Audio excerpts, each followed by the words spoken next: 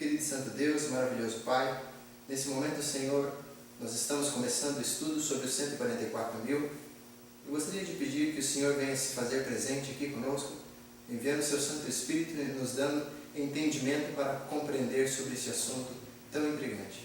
É isso que nós te pedimos, Senhor, em nome e por amor de Jesus. Amém. Bom, o assunto dos 144.000, ele é um dos assuntos mais intrigantes de toda a Bíblia. E nós vamos começar em Apocalipse 21 e o verso 10 a 13. Abra comigo a sua Bíblia em Apocalipse 21 e o versos 10 a 13. Eu vou abrir a minha aqui também. Se você já achou, acompanhe comigo esta passagem. E me transportou em espírito até uma grande e elevada montanha e me mostrou a santa cidade, Jerusalém, que descia do céu, da parte de Deus, a qual tem a glória de Deus. O seu fulgor era semelhante a uma pedra preciosíssima, como pedra de jaspe cristalina. Tinha grande e alta muralha, 12 portas, e junto às portas 12 anjos, e sobre elas nomes inscritos, que são os nomes das 12 tribos dos filhos de Israel. 3 portas se acham a leste, 3 a norte, 3 a sul e 3 a oeste. Nós vemos aqui uma definição da cidade santa e principalmente das portas da cidade santa. E nós vamos analisar uma coisa interessante. Você pode ver que aqui existem 12 portas, 3 portas para cada lado. E uma coisa mais interessante que me chama muita atenção é que em cada porta existe um nome escrito, que é um dos nomes dos 12 filhos de Israel. Nós vamos analisar isso um pouco mais para frente. Grave você aí esse detalhe. Essas portas também, mais para frente nós vamos ver que são de pérolas. Abra agora a sua Bíblia em Apocalipse 7 e os versos 1 a 3. Apocalipse 7, do 1 ao 3. Se você achou, acompanhe comigo. Depois disso, vi 4 anjos em pé nos 4 cantos da terra, conservando seguros os 4 ventos da terra, para que nenhum vento soprasse sobre a terra, nem sobre o mar, nem sobre árvore alguma. Vi outro anjo que subia do nascente do sol, tendo o selo do Deus vivo, e clamou em grande voz aos 4 anjos, aqueles aos quais fora dado fazer dano à terra e ao mar, dizendo: não danifiqueis nem a terra, nem o mar, nem as árvores, até selarmos na fronte os servos do nosso Deus. Agora aqui nós podemos ver 4 anjos. E esses 4 anjos estão fazendo o quê? Segurando os 4 ventos. E nós sabemos que ventos significam guerras. Arnold White, falando sobre esse assunto, mais para frente a gente vai analisar, você percebe que isso tem tudo a ver com a ligação dos 144.000. Poucas pessoas percebem isso. Pouco antes de os ventos serem soltos, será necessário o quê? Selar os filhos de Deus, para que eles não sejam destruídos junto com os outros.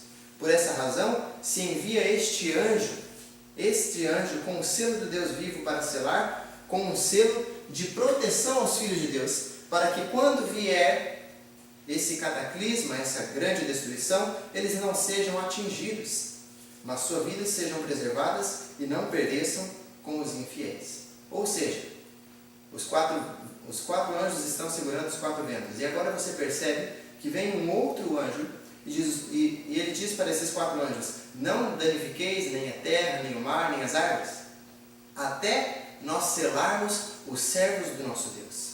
Apocalipse 7, dos versos 4 ao 8, eu peço que você me acompanhe. Nós vamos perceber agora quem são os servos que vão ser selados. O anjo disse: segure os ventos até selarmos os servos do nosso Deus. E agora o texto segue dizendo quem são esses que vão ser selados. Apocalipse 7, dos versos 4 ao 8. Então ouvi o número dos que foram selados, e que era 144.000 de todas as tribos dos filhos de Israel. Da tribo de Judá foram selados 12.000, da tribo de Ruben, 12.000, da tribo de Gade, 12.000, Da tribo de Azer, 12.000. Da tribo de Naphtali, 12.000. Da tribo de Manassés, 12.000. Da tribo de Simeão, 12.000. Da tribo de Levi, 12.000. Da tribo de Isacar, 12.000. Da tribo de Zebulon, 12.000. Da tribo de José, 12.000. E da tribo de Benjamim foram selados 12.000. Interessante. Aqui está falando sobre os últimos momentos de vida na terra, aonde os ventos são soltos. E antes de esses ventos serem soltos, são selados os servos de Deus. Mas se você prestar atenção, aqui está dizendo que são selados um número de 144.000, 12.000 de cada tribo dos filhos de Israel. Agora, quando é que vão viver, ou quando é que vivem esses 144.000? É claro, tem que ser na última geração. Abra sua Bíblia em Apocalipse 6 e os versos 15 a 17. Apocalipse 6 e os versos 15 a 17. Os reis da terra, os grandes, os comandantes, os ricos, os poderosos e todo escravo e todo livre se esconderam nas cavernas e nos penhascos dos montes e disseram aos montes e aos rochedos: cai sobre nós e escondei-nos da face daquele que se assenta no trono e da ira do Cordeiro, porque chegou o grande dia da ira deles, e quem é que pode suster-se? Você pode perceber que esse daqui é o cenário dos últimos momentos, aonde Jesus está voltando. Ou seja, esse momento em que vivem esses povos é nos últimos momentos de vida na terra, pouco antes da volta de Jesus. Já esse cenário que foi lido agora, de Apocalipse 6, dos versos 15 a 17, são exatamente no momento da volta de Jesus. Ou seja, os 144.000 tem que viver na última geração. Tem que ser agora. Nós podemos ter a oportunidade de fazermos parte desse número especial de 144.000. Os 144.000 são aqueles que estarão vivos quando Jesus vier, porque nós vemos que estes estarão selados para poderem estar em pé. Sem o selo não poderão suportar a glória de Deus na pessoa de Cristo Jesus. Ou seja, os 144.000 viverão no tempo do fim. Eles vão passar pela tribulação final e quando Jesus vir, eles vão se manter o quê? Firmes, de pé, enquanto isso os ímpios estarão fugindo e se escondendo entre as montanhas e os rochedos e pedindo que as rochas caiam sobre eles.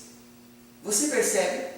Por que nós começamos a ler sobre os quatro anjos que estão segurando os quatro ventos? Agora, aqueles que foram selados com o selo do nosso Deus, que são os 144.000, eles recebem um selo de proteção. E agora, o grande cataclisma, a grande destruição, a glória de Deus vem e destrói todo o pecado. E aqueles que foram selados com o selo de proteção, que são os 144.000, são protegidos. Os 144.000 vêm das 12 tribos de Israel e vão estar vivos quando Cristo vier. Perceba que coisa interessante. A Bíblia fala em Apocalipse 7 que são 12.000 de cada tribo. Mas eu pergunto, será que eles são realmente das 12 tribos de Israel? Onde estão as 12 tribos de Israel? Será que se tratam das 12 tribos literais de Israel? O que significa Israel? O que é Israel? Nós vamos tentar entender isso. Perceba uma coisa muito interessante. As tribos de Israel já não existem mais. Se você for hoje em Israel, vai perceber que não existem mais tribos de Israel. Existe apenas a nação de Israel. Mas as tribos já não existem. Elas se dissiparam, se misturaram. E a nação de Israel se dissipou por todo o mundo. Existem israelitas em todo o mundo. Talvez você tenha sangue de israelita.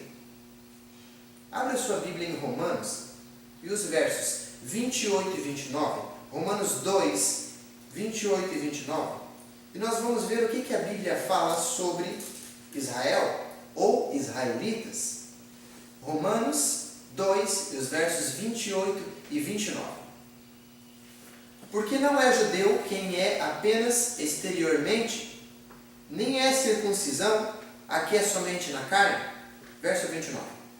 Porém, judeu é aquele que é interiormente, e circuncisão é a que é do coração, no espírito, não segundo a letra, e cujo louvor não procede dos homens, mas de Deus.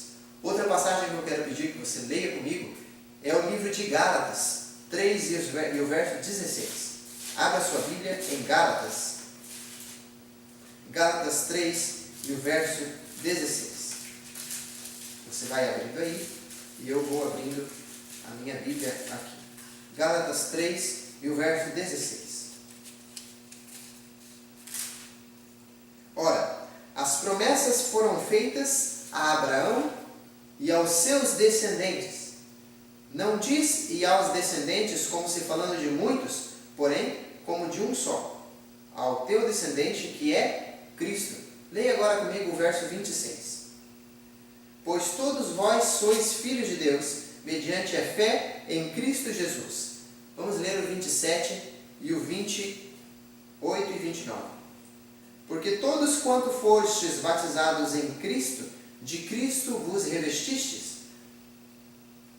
Dessarte, não pode haver judeu, nem grego, nem escravo, nem liberto, nem homem, nem mulher, porque todos vós sois um em Cristo Jesus. E se sois de Cristo, também sois descendentes de Abraão e herdeiros segundo a promessa. Agora leia comigo Romanos, o capítulo 9, Romanos 9 e os versos 6 a 8. Romanos 9 e os versos 6 a 8. E não pensemos que a palavra de Deus haja falhado, porque nem todos os de Israel são de fato israelitas. Nem por serem descendentes de Abraão, são todos seus filhos, mas em Israel será chamada a tua descendência. Isso é, estes filhos de Israel não são propriamente os da carne, mas devem ser considerados como descendentes os filhos da promessa. Ou seja, o que quer dizer ser israelita? Será que os 144 mil descendem das 12 tribos literais de Israel? A definição de um judeu é alguém que foi circuncidado no coração, é alguém que recebeu Jesus, alguém que foi batizado em Cristo. Este é um judeu. Quer dizer que essas 12 tribos não são literais, mas trazem um significado espiritual. Ou seja, os 144 mil têm que ser simbólicos. Abra comigo agora em Apocalipse 21 e o verso 12. Veja uma coisa muito interessante com referência às portas. Apocalipse 21 e o verso 12. Se você abriu, leia comigo junto. Tinha grande e alta muralha, 12 portas, e junto às portas, 12 anjos. Agora eu pergunto para você, por que há necessidade de ter 12 anjos, um em cada porta? Você faz ideia? Imagina por que essa necessidade? É claro, esses 12 anjos são anjos que estão recebendo as pessoas. Imagine, você é um convidado. Você é um convidado a entrar na Cidade Santa. Se você abrir em Apocalipse 22 e o verso 14, vai ver bem-aventurados aqueles que guardam os mandamentos de Deus e têm a fé de Jesus. Vamos ler. Apocalipse 22, verso 14. Bem-aventurados aqueles que guardam os mandamentos de Deus, para que tenham direito a comer da árvore da vida e entrem na Cidade Santa pelas portas. Para você entrar na Cidade Santa pelas portas, é porque você é um convidado esperado. Você é esperado na Cidade Santa. Se você é um dos 144 mil, se você tem o caráter de Cristo, por isso existem 12 anjos em cada porta, para recepcionar aqueles que são convidados e esperados às bodas. Quem são os que vão entrar na cidade pelas portas? Quem não irá entrar na cidade e quem vai ficar do lado de fora? Abra mais uma vez comigo em Apocalipse 22 e o verso 14 e 15. Vamos ler juntos? Bem-aventurados aqueles que guardam os mandamentos de Deus, para que tenham direito a comer da árvore da vida e entrem na Cidade Santa pelas portas. Quem é que entra na Cidade Santa?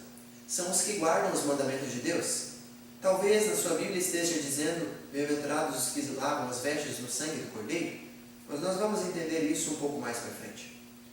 Agora leia comigo o verso 15. Quem vai ficar do lado de fora da Cidade Santa? Fora ficam os cães, os feiticeiros, os impuros, os assassinos, os idólatras e todo aquele que ama e pratica a mentira. Você pode perceber que no verso 15 está falando de pessoas que não guardam os mandamentos de Deus. A mentira, a idolatria, você pode ver ali assassinatos, feitiçaria, lascívia, adultério, cobiça.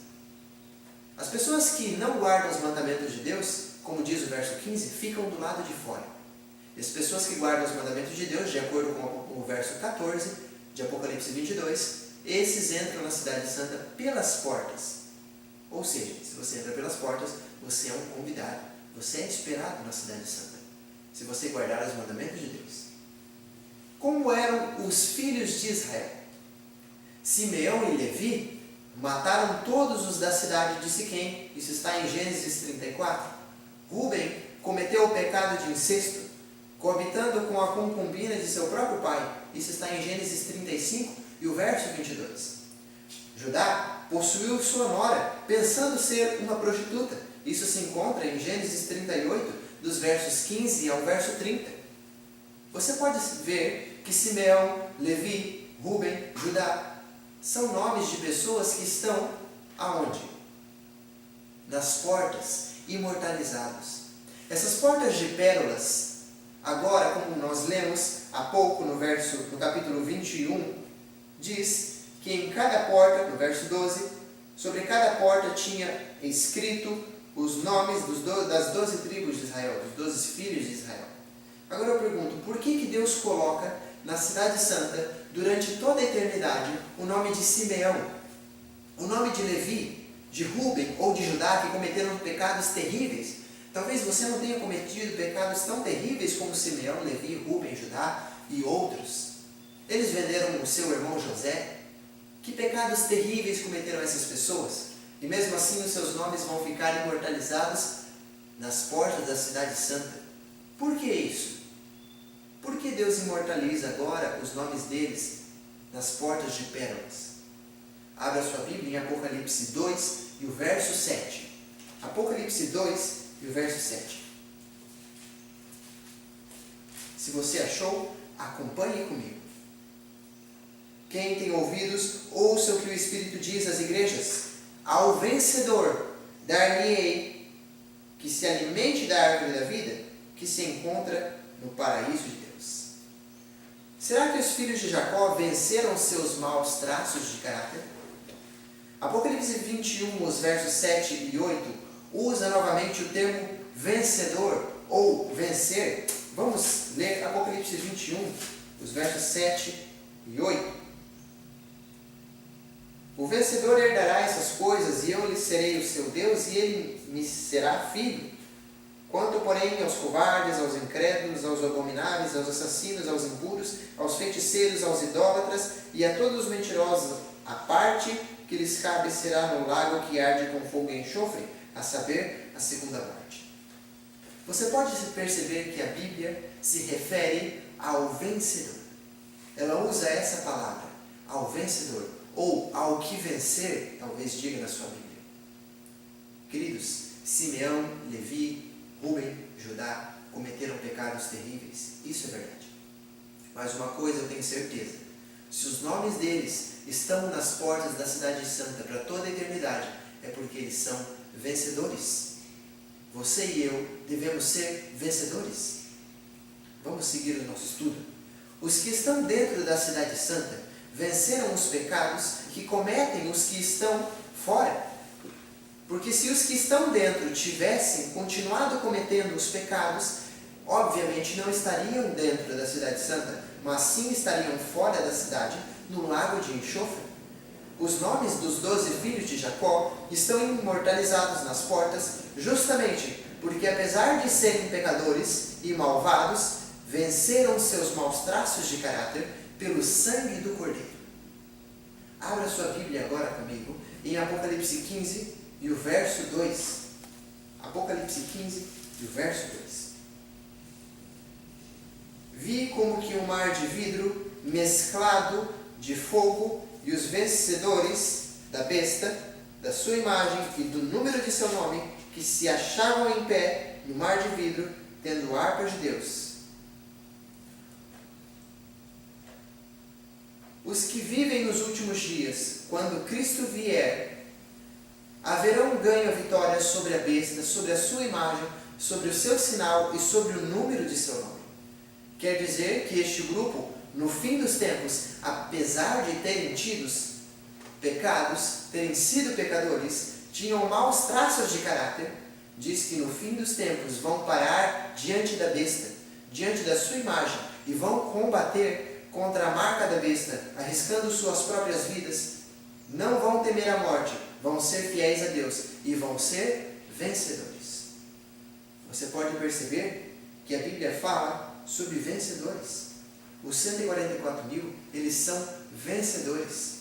Deus está te chamando, meu querido amigo, minha querida amiga e irmã. Você pequenino que está assistindo comigo, você pequenina, você tem que entender uma coisa. Cristo te chamou para ser mais que vencedor. Você precisa ser mais que vencedor. Se você for um vencedor, terá o direito de entrar na cidade santa pelas portas. Abra sua Bíblia em Apocalipse 21 e o verso 12. Apocalipse 21 e o verso 12.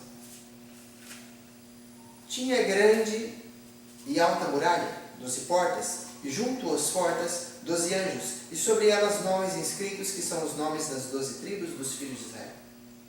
Agora, abra comigo em Apocalipse 22 e o verso 14. Bem-aventurados os que guardam os mandamentos de Deus, para que tenham direito à árvore da vida e entrem na cidade santa pelas portas. Você pode perceber uma coisa muito interessante. Em Apocalipse 21, o verso 12, e em Apocalipse 22, o verso 14, usa a palavra portas em plural. É claro. Por que portas? São 12 portas? Mas eu pergunto uma coisa para você. São 12 portas. Será que todo mundo vai entrar por uma porta só? Lembrem-se que em Apocalipse 21 e o verso 12, diz que nessas portas também há 12 anjos para recepcionar os santos vencedores. Agora eu lhe pergunto, será que todo mundo vai entrar pela mesma porta? Será que você e eu vamos entrar pela mesma porta? Ou será que talvez nós vamos ter que entrar por todas as portas? Você entra por uma porta, sai e entra pela outra, e entra pela outra até entrar pelas 12. Será que é assim? Não. Vamos tentar entender isso. O que está escrito sobre cada porta? Um nome. Será que todos nós vamos entrar na Nova Jerusalém pela mesma porta? Será que teremos que passar por todas as portas? Abra comigo em Gênesis 49 e os versos 1 e 2. Gênesis 49 e os versos 1 e 2. Se você abriu, acompanhe comigo. Depois chamou Jacó a seus filhos e disse: Ajuntai-vos, eu vos farei saber o que vos há de acontecer nos dias vindouros. Ajuntai-vos e ouvi, filhos de Jacó, ouvi, Israel, vosso pai. Agora, Jacó reúne os seus filhos pouco antes de morrer. E Jacó, se você seguir lendo Gênesis 49, vai perceber que Jacó está profetizando sobre a vida dos seus filhos. Jacó agora começa a falar para os seus filhos como será a vida deles nos dias vindouros e também de todos os seus filhos, de todas as tribos. Por qual porta você e eu entraremos? Perceba comigo essa tabela que você está vendo aí. Você pode perceber, comparando Gênesis 49 com Apocalipse 7, uma coisa muito interessante. A ordem correta dos filhos de Israel são Ruben, o mais velho, Simeão, Levi, Judá, Zebulon, Isacar, Dan, Gade, Azer, Naphtali, José e Benjamim. Efraim e Manassés são filhos de José e não filhos de Jacó. Agora eu pergunto para você, por que Efraim e Manassés, aliás, Manassés, se encontra na lista dos 12 filhos de Israel em Apocalipse 7, se na verdade Manassés não é filho de Jacó? Vamos ver agora do lado, em Apocalipse 7, você vai ver a lista dos 12 filhos de Israel.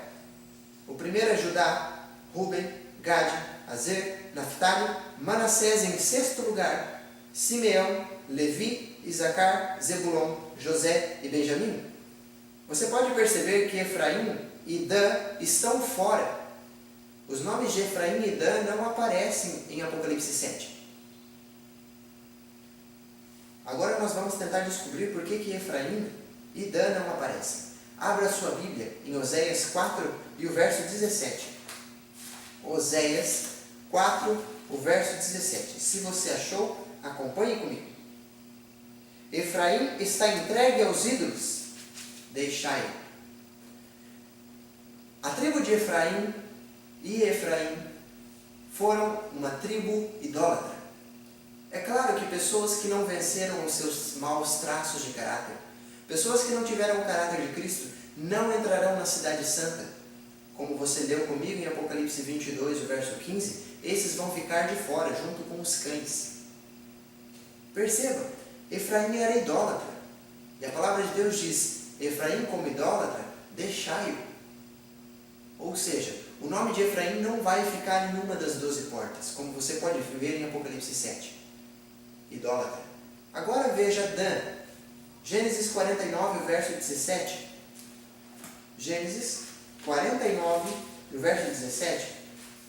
Nós vamos ver sobre Dan. Por que Dan não aparece na lista dos 12 filhos de Israel? Se Dan, na verdade, é o 7º filho. Gênesis 49, verso 17 diz: Dan será serpente junto ao caminho, uma víbora junto à vereda, que morde os talões do cavalo e faz cair o seu cavaleiro por detrás. Agora Jacó está profetizando sobre o seu filho Dan e diz que ele será como serpente ao caminho. Você se lembra quem é uma serpente? Satanás. Dan tinha um caráter igual ao de Satanás. E pessoas que têm o caráter de Satanás não podem entrar na cidade santa, apenas aqueles que têm o caráter de Cristo. Agora eu quero que você perceba comigo uma outra coisa muito interessante.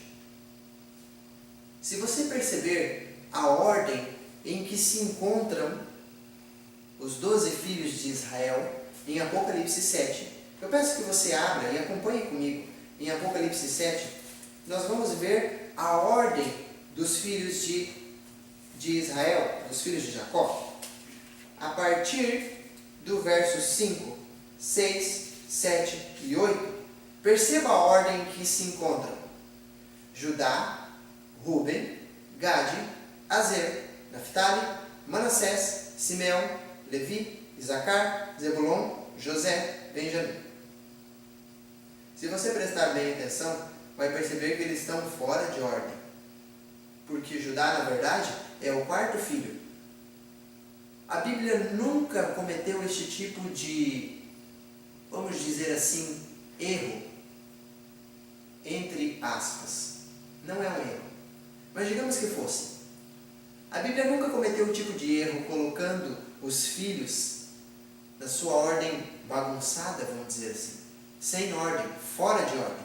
Sempre o primogênito era colocado em primeiro lugar, mas você pode ver em Apocalipse 7 que Ruben, que na verdade é o primogênito, está em segundo lugar, depois de Judá. Outro, que é Levi, ele aparece em 8º lugar na lista de Apocalipse 7, e Levi, na verdade, é o 3º filho. Ruben, que é o primeiro, aparece em segundo. Judá, na verdade, ele é o 4º filho e aparece em primeiro lugar. Você pode ver que quando José reúne os seus irmãos lá nas cortes do faraó, os seus irmãos prestam atenção num detalhe muito importante, que José deu ordem para que eles se sentassem do mais velho ao mais novo. Ou seja, eles perceberam que José entendia da cultura deles, do mais velho ao mais novo. Agora, por que Apocalipse 7 não coloca na ordem correta, vamos dizer assim? O pastor Doug Batchelor faz um estudo muito interessante e que eu tive a vontade de trazer para você esse estudo. Você pode ver agora na tela. Judá significa vou louvar ao Senhor. Ruben significa ele olhou para mim. Gade, foi-me dada boa sorte. Azer significa eu sou feliz. Naftali significa minha luta. Manassés significa me fez esquecer. Simeão significa Deus me ouve. Levi significa Deus se juntou a mim. E Isacar significa comprou-me. Zebulon significa habitação. José significa ele me escolheu. E Benjamim significa filho de sua mão direita. A ordem em que a Bíblia, em Apocalipse 7, coloca, se você juntar só o significado desses nomes, vai dizer uma frase muito interessante que está na tela. Acompanhe comigo. Vou louvar o Senhor. Ele olhou para mim e me deu boa sorte. Eu sou feliz, pois minha luta Deus me fez esquecer. Deus me ouviu e se juntou a mim. Comprou-me uma habitação e Ele me escolheu como filho da sua mão direita. Que interessante. Talvez seja por isso em que a ordem dos filhos de Israel está, vamos dizer assim, bagunçada. Na verdade, não está bagunçada. O povo de Israel sempre levou em consideração uma coisa muito interessante: o significado dos nomes. Eles sempre levaram em consideração o significado dos nomes. Muitos nomes para nós são estranhos e esquisitos, nomes bíblicos, mas eles não davam um nome pelo que aparentava, mas pelo que significava. O nome desses filhos de Israel são um exemplo do que são os 144 mil. Os 144 mil são aqueles que louvam o Senhor, porque Ele olhou para mim e me deu boa sorte. Sou feliz, pois minha luta Deus me fez esquecer. Deus me ouviu e se juntou a mim. Comprou-me uma habitação e Ele me escolheu como filho da sua mão direita. Esse é o caráter dos 144 mil. Agora uma coisa muito interessante. Talvez a sua Bíblia, em Apocalipse 22, o verso 14, como nós já havíamos abordado antes, esteja dizendo assim: bem-aventurados aqueles que lavam suas vestiduras no sangue do Cordeiro, para que eles assistam direito à árvore da vida e entrem na cidade pelas portas. A minha Bíblia diz: bem-aventurados aqueles que guardam os mandamentos de Deus, para que tenham direito à árvore da vida e entrem na cidade santa pelas portas. Por que essas duas diferenças?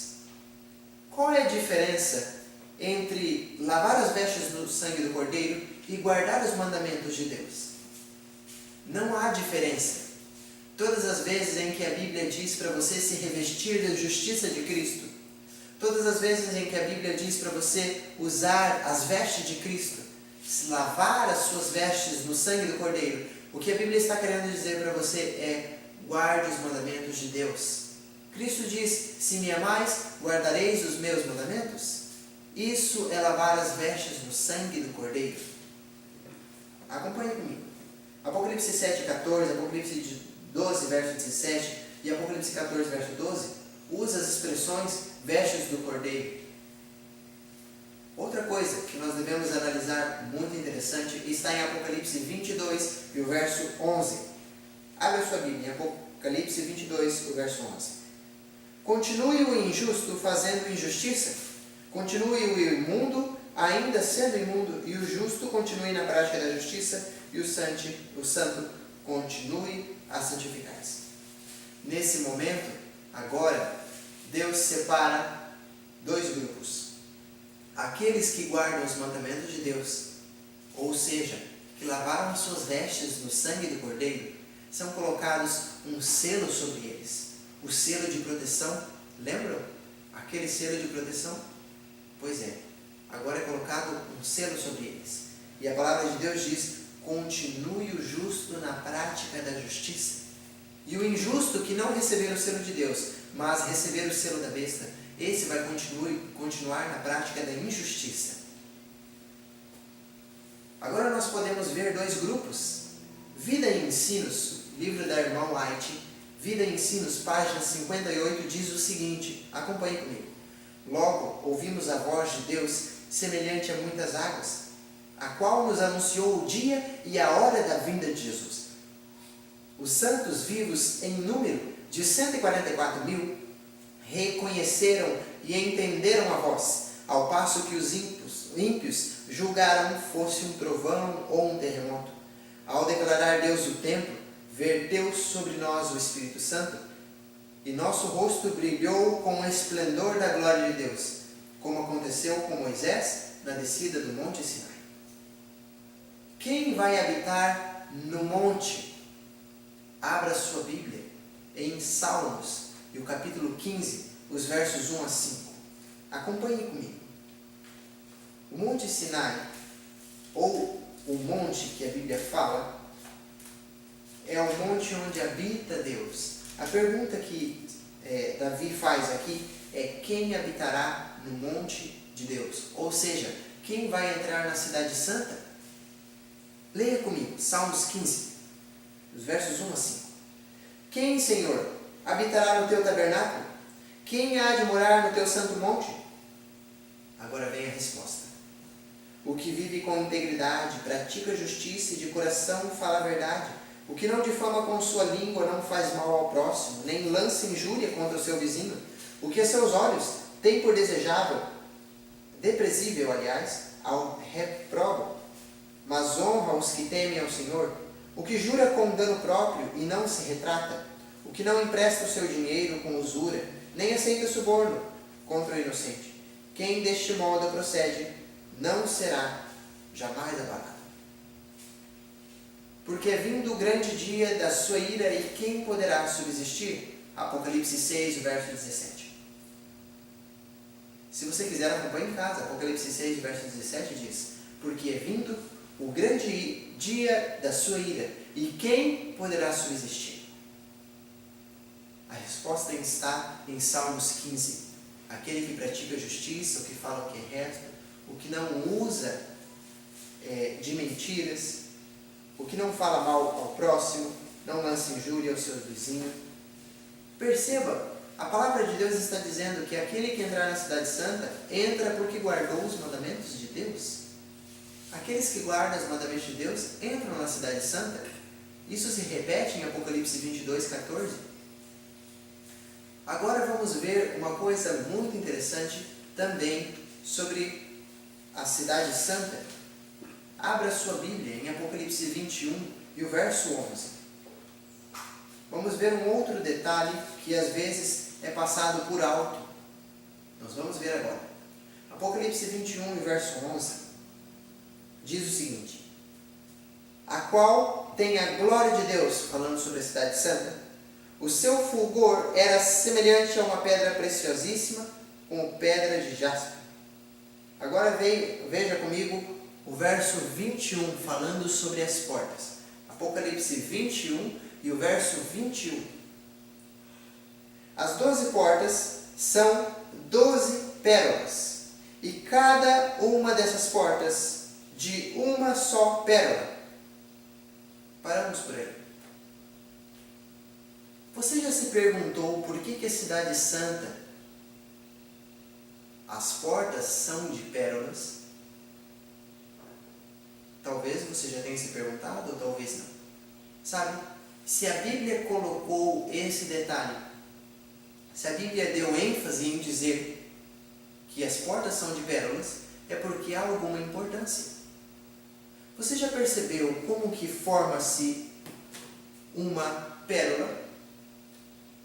Isaías 55, o verso 3, diz: povo que de contínuo me irrita diante da minha face. Sabe o que é a pérola? Como ela se forma? A ostra, ela fica no fundo do mar.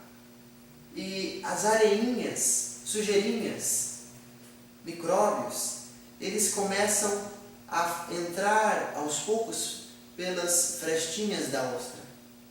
E agora, aquela areia, aqueles grãozinhos começam a irritar a ostra. E agora a ostra, num processo químico, começa a envolver aquilo ali, aquela química toda, no centro da ostra, e torna-se, com o passar do tempo, uma linda, maravilhosa pérola. Você pode perceber que aquela joia maravilhosa, a joia de pérola, ela começa com um processo de irritação. Se você abrir em Isaías 55, verso 3, vai perceber que a palavra de Deus diz: povo que de contínuo me irrita diante da minha face. Você e eu somos aquela sujeirinha, aquela sujeirinha que irrita a Deus. Nós, com os nossos pecados, irritamos a Deus. Mas, se nós permitirmos que Cristo viva em nós, como Paulo diz, já não sou mais eu quem vivo, mas Cristo vive em mim.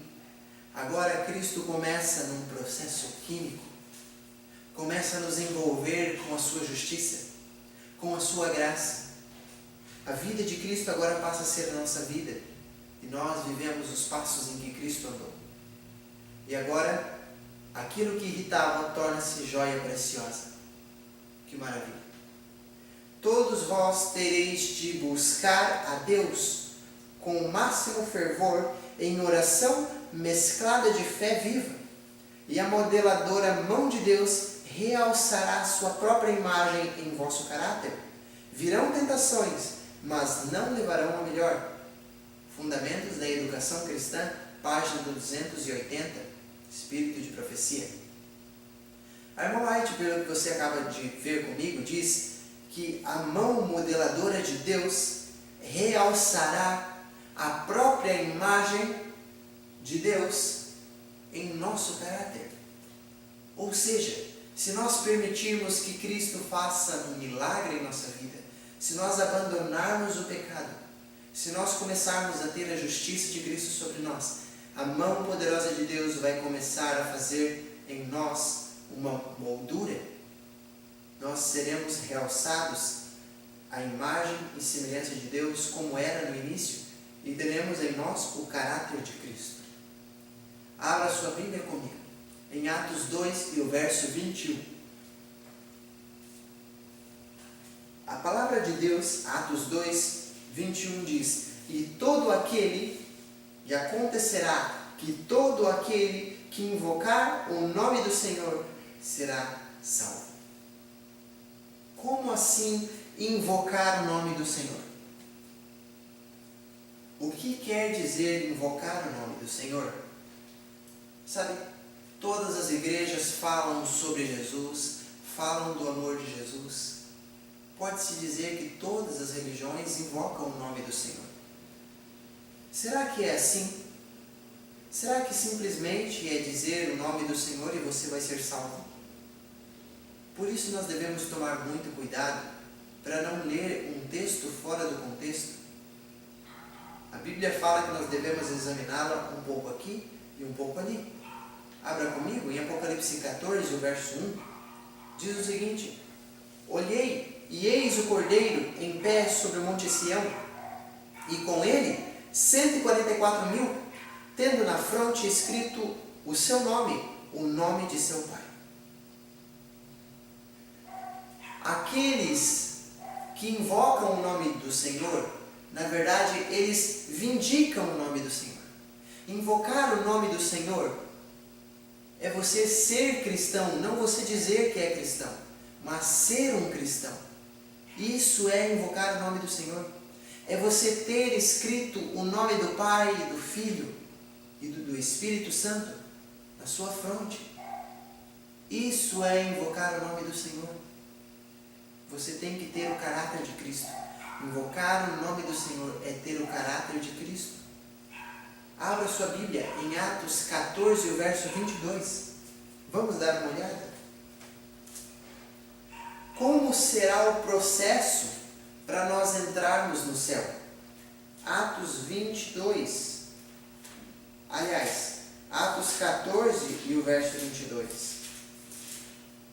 Diz o seguinte: fortalecendo a alma dos discípulos, exortando-os a permanecer firmes na fé e mostrando que através de muitas tribulações nos importa entrar no reino de Deus. Como é que vai ser o processo para você entrar na Cidade Santa? Através de muitas tribulações. Será que é só você gritar o nome de Deus e você entra na Cidade Santa? Não é assim. Através de muitas tribulações, vencendo o pecado, abandonando o eu e deixando Cristo viver em você, deixando Cristo viver em mim. Assim me importa entrar na Cidade Santa. Vida e Ensinos, página 101, diz o seguinte: saiu um decreto para se matar os santos, o que fez com que esses clamassem dia e noite por livramento. Esse foi o tempo de angústia de Jacó, Gênesis 32. Então todos os santos clamavam com angústia de espírito e alcançaram livramento pela voz de Deus. Os 144.000 triunfaram, sua face se iluminou com a glória de Deus. Agora leia comigo a carta 155, escrita em 1902. A irmã White diz o seguinte: a posse de um caráter semelhante ao de Cristo é que nos abrirá os portais do paraíso. O que é invocar o nome do Senhor? É ter o caráter de Cristo. A posse do caráter semelhante ao de Cristo é que abrirá as portas santas para que nós possamos entrar. No comentário bíblico, volume 7, página 970, a irmã White diz o seguinte: procuremos, com todo o poder que Deus nos tem dado, estar entre os 144.000. Só os que receberem o selo do Deus vivo terão o passaporte para transpor os portais da cidade santa. O que é o passaporte? O selo de Deus. Quem recebe esse passaporte? Os que têm o caráter de Cristo. Leia comigo Parábolas de Jesus, a página 69, diz o seguinte: Cristo aguarda com fremente desejo a manifestação de si mesmo em sua igreja. Quando o caráter de Cristo se reproduzir perfeitamente em seu povo, então virá para reclamá-los como seus. O caráter de Cristo, queridos, é que abrirá as portas da cidade santa para você entrar.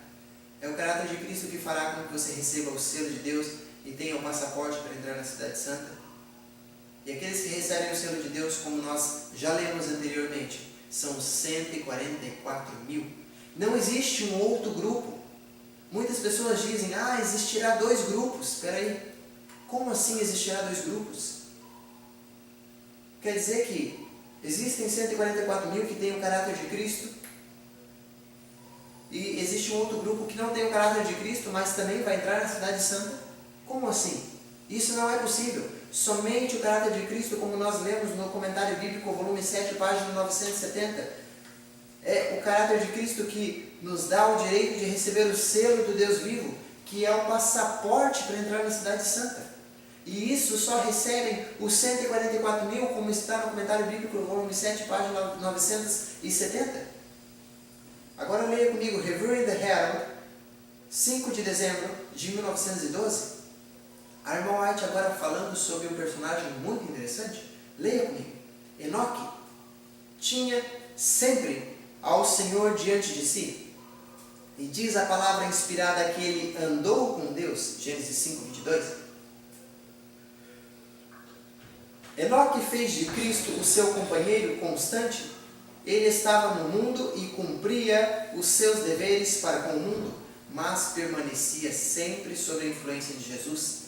Refletia o caráter de Cristo, demonstrando as mesmas qualidades de bondade, misericórdia, terna compaixão, simpatia, paciência, mansidão, humildade e amor.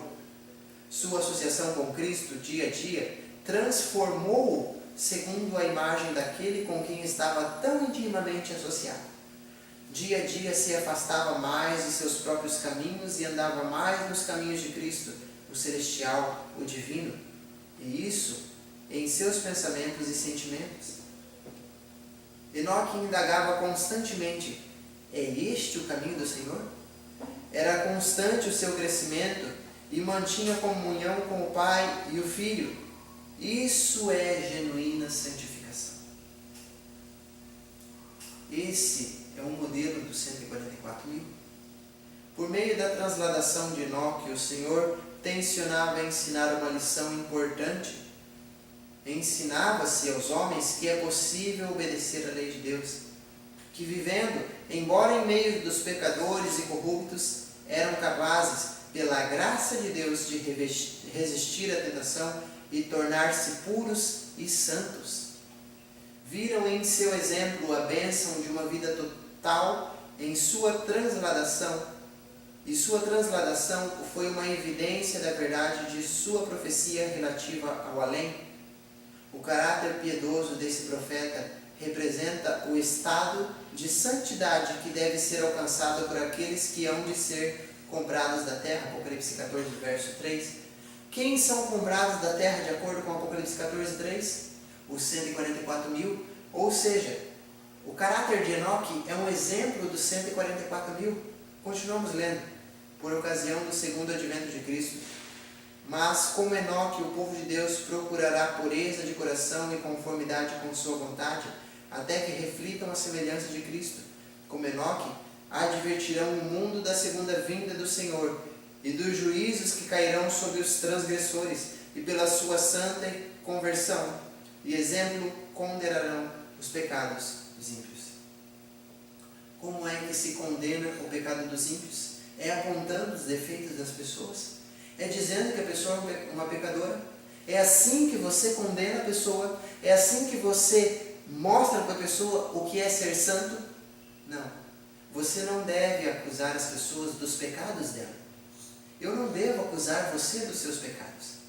A leitura diz, pela sua santa conversão e exemplo, condenarão os pecados dos ímpios. Isso está em Patriarcas e Profetas, a páginas 88 e 89. Leia comigo, Review in the Herald, 5 de dezembro de 1912. É o Espírito Santo, o Consolador que Jesus disse que enviaria ao mundo, que transforma o nosso caráter segundo a semelhança de Cristo. Querido, você não pode viver sem pecar por você mesmo. É pelo Espírito Santo. Você tem que aceitar que o Espírito Santo molde o seu caráter. Somente assim será possível você viver como Cristo viveu. E quando isso se consuma, refletimos como espelho a glória do Senhor.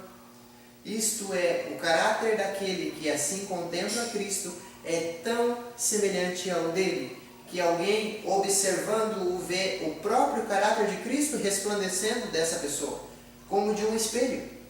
Imperceptivelmente para nós, somos dia a dia transformados, tornando-se os nossos caminhos e vontades os caminhos e vontades de Cristo, assimilando nós a amabilidade de seu caráter.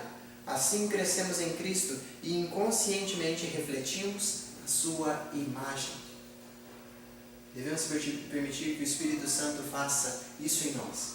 Isso se encontra em Review in the Herald, 5 de dezembro de 1912. Abra sua Bíblia em Apocalipse 14, e os versos 1 a 5. Vamos ver o caráter dos 144.000 agora. Na Bíblia. Olhei e eis o Cordeiro em pé sobre o monte Sião, e com ele 144.000, tendo na fronte escrito o seu nome e o nome de seu pai.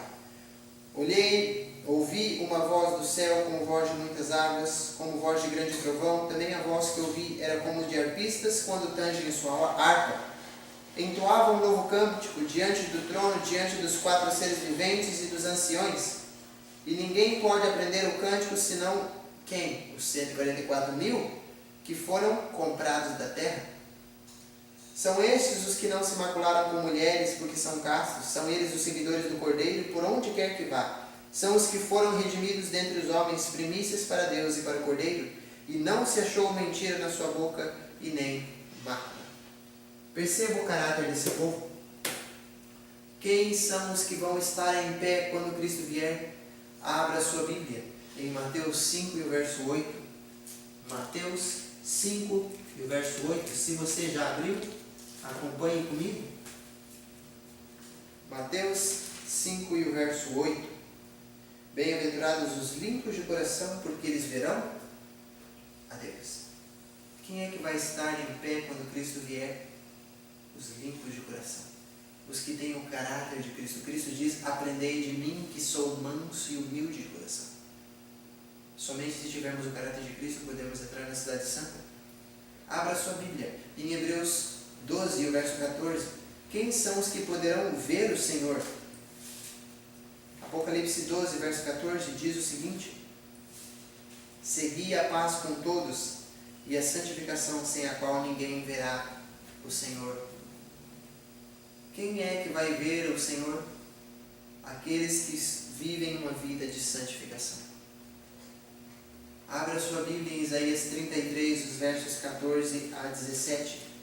Isaías 33 e os versos 14 a 17. Diz o seguinte: os pecadores em Sião se assombram, o temor se apodera dos ímpios, e eles perguntam: quem dentre nós habitará com fogo devorador? Quem dentre nós habitará com chamas eternas? A resposta está aqui. O que anda em justiça e fala o que é reto, o que despreza o ganho da opressão, o que com um gesto de mãos recusa aceitar suborno, o que tapa os ouvidos para não ouvir falar de homicídios e fecha os olhos para não ver o mal. Estes habitará nas alturas, as fortalezas das rochas serão o seu alto refúgio, o seu pão será dado e as suas águas serão certas. Os teus olhos verão o rei na sua formosura, verão a terra que se estende até longe. Perceba o caráter dessas pessoas. Eles fecham os ouvidos para não ouvir falar de homicídio. Querido, querida irmã, querido irmão, você talvez goste de assistir jornal. Não faça isso, querido. Querida irmã, não faça esse tipo de coisa. Você não precisa assistir jornal para ver as desgraças que ocorrem no mundo. Ou será que você precisa ligar o jornal para saber que o mundo vai de mal a pior? Você não precisa. A palavra de Deus diz: os que tapam os ouvidos para não ouvir falar de homicídio e fecham os olhos para não ver o mal. Não assista filmes, novelas, coisas que implantam na sua mente pecados. Queridos, a palavra de Deus diz que nós devemos refletir o caráter de Cristo, que nós devemos olhar para Cristo como a um espelho, devemos refleti-lo. Se você olhar para qualquer outra coisa que não seja Cristo, querido irmão, querida irmã, você jamais vai conseguir refletir o caráter dele. Ninguém, a não ser os 144 mil, podem aprender aquele canto, pois é o de sua experiência, e nunca ninguém teve experiência semelhante. Estes são os que seguem o Cordeiro para onde quer que vá. Esses, tendo sido transladados da terra dentre os vivos, são tidos com as primícias para Deus e para o Cordeiro. Estes são os que vieram da grande tribulação, passaram pelo tempo de angústia, tal como nunca houve, desde que houve nação. Suportaram a aflição do tempo da angústia de Jacó, permaneceram sem intercessor durante o derramamento final dos juízos de Deus. O grande conflito, página 649. Perceba que os 144 mil vão viver no momento em que os juízos de Deus vão estar caindo sobre a terra, como nós lemos no início. Lembra que o anjo pediu para os 4 anjos segurarem os ventos? Agora, quando os 144 mil recebem o selo de Deus, os 4 anjos agora largam os ventos, e os juízos de Deus começam a cair, e os 144 mil permanecem sem intercessor, de pé, diante do Cordeiro. Que maravilha! Eu peço que você abra a sua Bíblia em Salmos 119, e os versos 9 a 11.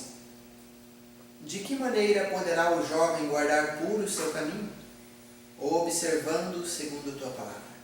De todo o coração te busquei, não me deixes fugir aos teus mandamentos. Guarde no coração as tuas palavras, para não pecar contra ti. É isso que nós devemos fazer, queridos. Guardar as palavras de Cristo no nosso coração para não pecar contra ti. Será que você deve guardar as palavras de Cristo no seu coração para pecar menos? Quando Cristo lhe falava: ide, não pequeis, ele falava: seus pecados estão perdoados, vai, não peques mais. Ele queria dizer: vai, peque só um pouco, peque menos, não precisa pecar tanto. Não peques mais. Guarda as suas palavras no meu coração para não pecar contra ti. Esse é o segredo para a vitória. A palavra de Deus diz: os vencedores entrarão na cidade santa pelas portas, os que guardam os mandamentos de Deus. Agora, enquanto o nosso grande sumo sacerdote está a fazer expiação por nós, devemos procurar tornar-nos perfeitos em Cristo. Isso está no grande conflito, página 623. Seguindo a leitura diz: nem mesmo por um pensamento poderia nosso Salvador ser levado a ceder ao poder da tentação. Satanás encontra nos corações humanos algum ponto em que pode obter apoio, algum desejo pecaminoso é acariciado, por meio do qual suas tentações asseguram sua força. Mas Cristo declarou de si mesmo: aproxima-se o príncipe deste mundo e nada tem em mim. João 14:30. Satanás não pode achar no Filho de Deus que o habilitasse a alcançar a vitória. Satanás não pôde achar no Filho de Deus o que o habilitasse a alcançar a vitória. Tinha guardado os mandamentos de seu pai e não havia vantagem. Esta é a condição em que devem encontrar-se os que subsistirão no tempo de angústia. É nesta vida que devemos afastar-nos de nós o pecado pela fé no sangue expiatório de Cristo. Conflito, página 623. Perceba, querido, não é quando Cristo vier que você vai viver sem pecado. É nesta vida, diz a palavra de Deus. O Espírito de Profecia diz, é nesta vida que devemos nos afastar do pecado. Cristo, Ele viveu sem pecado aqui para te mostrar como viver sem pecado. Perceba, se Cristo viesse só para morrer por nós, querido irmão, querida irmã, se Ele viesse só para morrer por nós, Ele poderia ter morrido quando Herodes mandou matar as crianças, mandou matar o Salvador. Mas o anjo disse para Maria e José levarem a criança para o deserto, e lá eles ficaram. Se era para Cristo morrer pelo pecador, Ele não poderia ter morrido quando criança? Poderia. Mas não, Cristo tinha que viver aqui, mostrar para você e para mim como viver uma vida sem pecado, como agradar a Deus, como agradar ao nosso Deus. Foi uma vida de exemplo, por isso Cristo viveu na terra. O Grande Conflito, páginas 613 e 614, diz o seguinte: um anjo que volta da terra anuncia que a sua obra está feita. O mundo foi submetido à prova final, e todos os que se mostraram fiéis aos preceitos divinos receberam o selo do Deus vivo. Quem se mostrar fiel receberá o selo do Deus vivo. Cessa então Jesus de interceder no santuário celestial. Cristo fez expiação por seu povo e apagou os seus pecados. O número de seus súditos completou-se, e o reino e o domínio e a majestade dos reinos debaixo de todo o céu estão prestes a ser entregues aos herdeiros da salvação, e Jesus deve reinar como Rei dos Reis e Senhor dos Senhores. Comentário Bíblico, volume 7, página 970. Armand White diz o seguinte: procuremos, com todo o poder que Deus nos tem dado, estar entre os 144 mil. Só os que receberem o selo do Deus vivo terão um passaporte para transpor os portais da Cidade Santa. Meu amigo, meu querido irmão, se houvesse outro grupo de salvos que não fosse os 144 mil, será que Armand White diria para você buscar com todo o poder que Deus te tem dado em estar junto com os 144 mil? Se houvesse um outro grupo? É claro que não. Perceba que, seguindo a citação, ela diz que os 144 mil são aqueles que recebem o selo do Deus vivo. Leia comigo. Só os que receberem o selo do Deus vivo terão o passaporte para transpor os portais da Cidade Santa. Ou seja, os 144 mil são os únicos que recebem o selo do Deus vivo. E eles são dentre os vivos. Perceba, não haverá outro grupo de salvos que não sejam os 144 mil. Apenas esses. Haverá sim aqueles que morreram em Cristo e foram ressuscitados. Haverá também aqueles da ressurreição especial, mas os 144 mil são um número especial daqueles que venceram a sua imagem, a besta, sua imagem e o número de seu nome. Abra sua Bíblia em Gálatas 2, verso 20. Paulo diz o seguinte: logo, já não sou eu quem vive, mas Cristo vive em mim. Querido, se você deixar Cristo viver em você, você vencerá o pecado. Você guardará a lei de Deus sem fazer esforço, porque não é você quem vive, mas Cristo vive em você.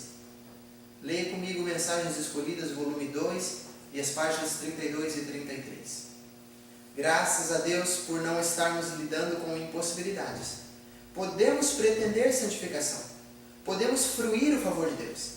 Não devemos estar ansiosos acerca do que Cristo e Deus pensam de nós, mas do que Deus pensa de Cristo, nosso substituto. Vós sois aceitos no amado. O Senhor mostra aos contritos, crentes, que Cristo aceita a entrega da alma para ser moldada e afeiçoada segundo a sua imagem. Esse é o nosso objetivo, sermos moldados segundo a imagem de Cristo. Isso está em Mensagens Escolhidas, volume 2, páginas 32 e 33. Amós 4, verso 12, diz: prepara-te, ó Israel, para te encontrares com o teu Deus. Querido amigo, querido irmão, o nosso estudo vai terminando por aqui. Deus está te chamando para fazer parte dos 144.000, o Israel espiritual. Amós 4, verso 12 diz: prepara-te, ó Israel, para encontrares com o teu Deus. É esse o meu conselho para você. Talvez você esteja se perguntando: mas irmão, você ainda não me disse se os 144.000 são literais ou simbólicos. Eu, particularmente, não gosto de abordar essa questão e nem me preocupo com isso. Sabe por quê? Se eu disser para você que são literais, talvez você vá dizer: puxa, mas o número é muito pequeno de salvos, eu nem vou lutar então, vou desistir de vencer o pecado, porque é um número muito pequeno. Mas se eu disser para você que o número é simbólico, você pode dizer assim: ah, então tem muita vaga, tem espaço para muita gente, eu não preciso me preocupar, é simbólico. A Bíblia nunca deu ênfase se é literal ou se é simbólico.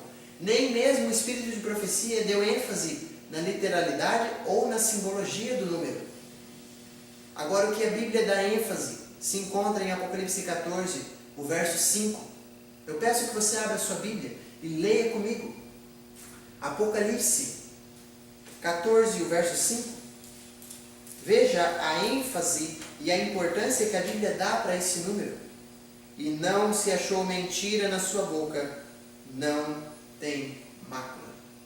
Agora abra em 2 Pedro, aliás, 1 Pedro 2 e o verso 22.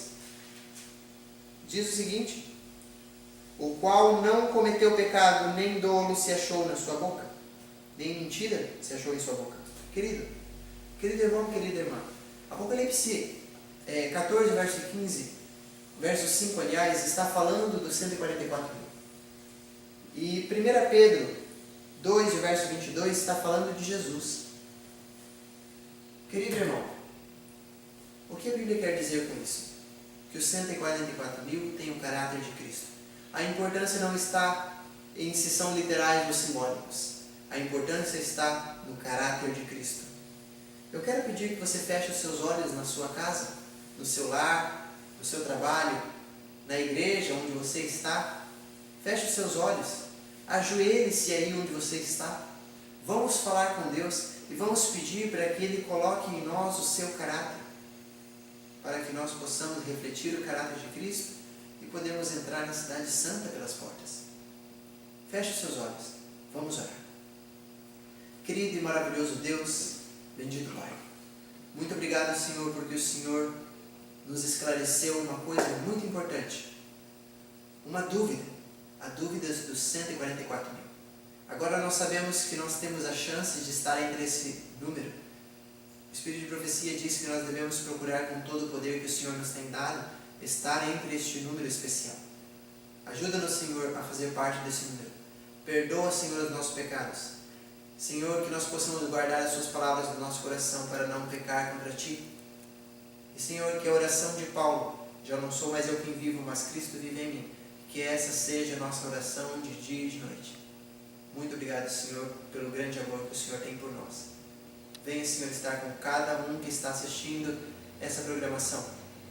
E que eles possam estar examinando suas Bíblias em casa, em oração. E todos unidos possamos nos encontrar quando Cristo voltar das mansões celestiais. Em nome e por amor de Jesus é que eu te peço e te agradeço. Amém.